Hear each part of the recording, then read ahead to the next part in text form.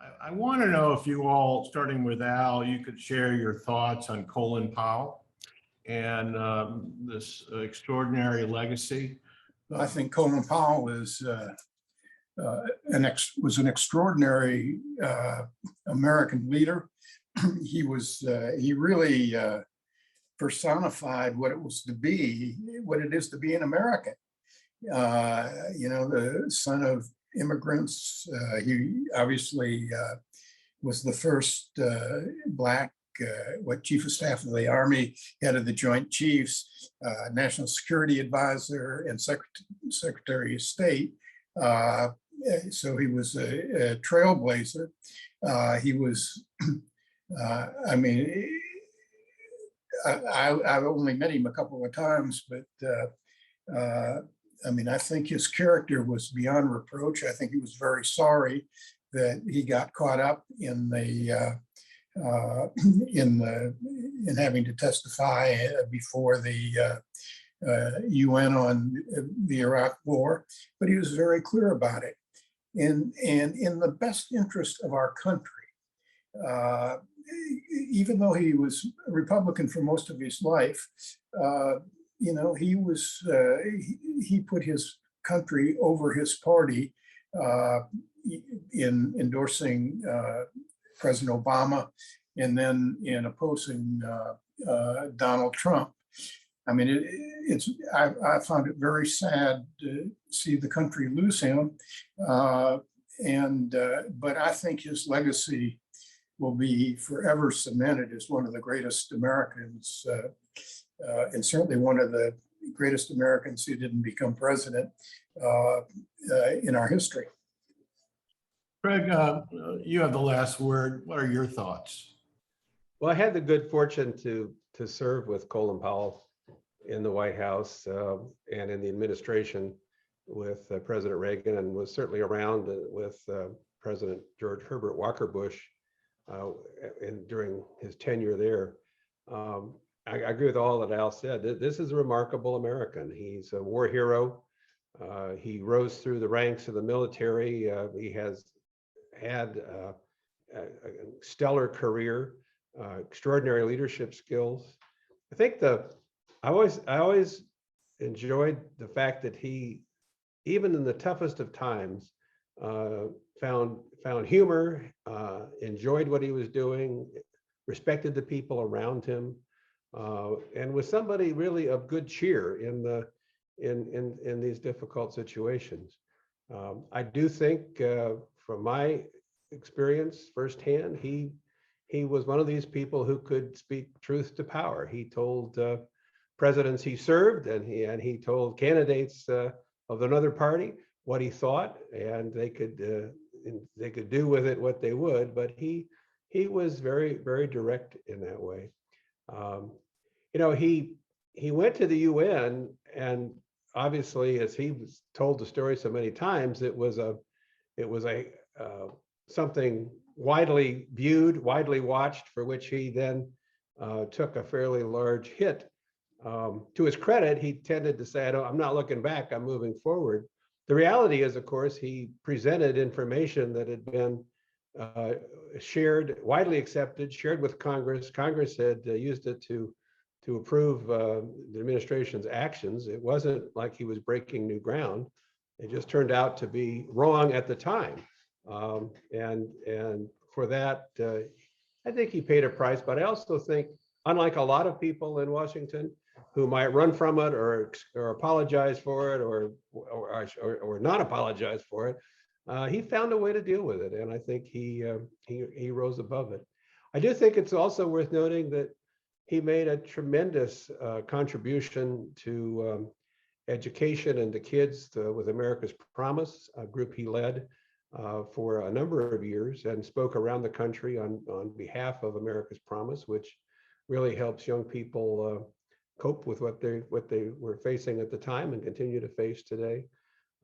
As he said, he found ways to make a contribution, and it didn't mean running for office. And maybe I'll end there, because I think one of the things he realized about himself was he'd been prepared for a great deal in life, but he never felt that kind of burning desire to go seek elected office. And I think he wisely stepped away from it, even though he could have done very well. He had many people, asking him to run. I think he had a good sense of who he was, and I think he had a great sense of how he could make a contribution. And I think all those contributions are significant. And yes, indeed, the nation will miss his wisdom, and presidents will miss his counsel. Hey, Craig, I was gonna, it looks like now, I guess it looks like we're gonna get those two bills. And which makes us look smart. But in a sense, I think it's a tribute to Biden's patience. And I don't know whether this is where he wanted to wind up, but where he's going to wind up is the best possible circumstance probably for the country, and certainly for the Democratic Party, and for looking up ahead to next year, because by cutting that bill down, it makes it a lot less subject to, I mean, they'll get the attacks, but they won't be as credible on inflation. And it's still very sizable. I mean, it has to contribute to the economy. And it has, it has a couple of elements, I think, in it, like the universal pre-K, which are the kind of things that a president can point to in his legacy. Right. But the other interesting thing, and this one I really sort of wonder what you think about this. I thought the vote yesterday on voting rights was necessary to do. And once we get through this other stuff, and particularly with Manchin looking like a winner on that, I wonder if part of the deal might be that now the Republicans, having shown they won't support voting rights, whether Manchin will agree to a carve out. Well, I agree with you about Manchin. Manchin's stock is going to go up, and I also agree with Biden. With Biden, I think you said it. You said a few weeks ago, and I agreed, and I've thought about it since. There'll be there's got to be another Woodward book here, but there's the behind the scenes work. I mean, people like Ron Klain, who are so skillful and yet almost invisible. You just wonder what they have been up to get where they are. It was clearly a huge uphill fight, and there's some unsung heroes, I think, probably in the Biden administration. And I think Biden gets a lot of credit for having, as you say, the patience. And also the confidence to let this play out long enough to get over the finish line. I agree. What you say about Klain and the crowd is interesting, because Biden has picked as his staff, and even in some of his cabinets, like Tony Blinken, people who have always been his staff, and have sort of a subservient relationship to him. So this might be a lot of Biden's direction in his overall gut instincts.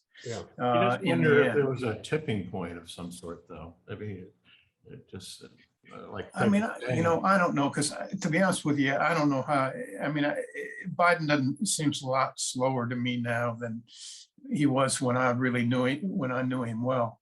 But I gotta think in the end,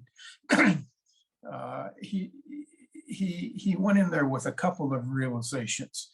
One is that the reason he's the president is because he beat the progressives.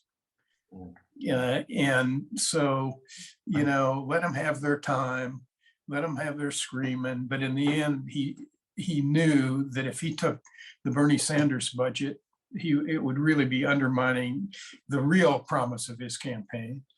And the other thing is, I went back and looked at I'm trying to do an op-ed on this, and but I went back and looked at his acceptance speech, and the clearest thing, the clearest message of that speech is, I may be a Democrat, but I'm going to be an American president. I'm going to represent the people who didn't vote for me as much as I do the people who did.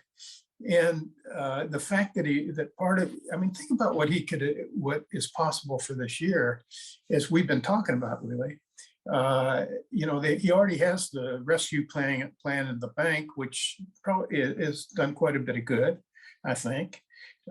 He gets the infrastructure bill, and that carries out his promise to reach out, shows that he's willing to do that. He gets a reconciliation bill that is much more temperate and moderate, but has climate change and it continues the tax credit for a little while anyway, and has things like a small amount of paid family leave, but the preschool, which are all things that can go on a president's gravestone. And now he's I think he's coming out with a really heavy effort to get kids vaccinated, and I think he's going to push mandates more, which I think he should. I mean, he could be in a pretty good shape. Probably won't save the Congress, but it's certainly going to make him get his numbers up by the middle of next year. And it's also going to be a Pelosi victory, by the way, don't you think? Yeah.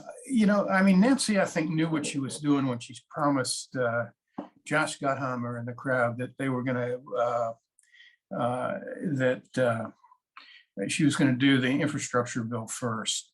And the progressives may have delayed it, but in the end, we have a lot of progressive chairmen because you have guys like Gottheimer in districts that normally vote Republican. And the other thing is, we talked about last week, one of the key votes being the college educated voters. This reconciliation bill will appeal at 1.9 or 1.75 is going to appeal to them a lot more than at 3.5. And to me, if he could get the voting rights bill too, that would be, he would have an historic first year. Certainly going back to Roosevelt, I think, for first year. Okay, guys, we have to leave it there. Yeah. Thank you, guys. Thanks.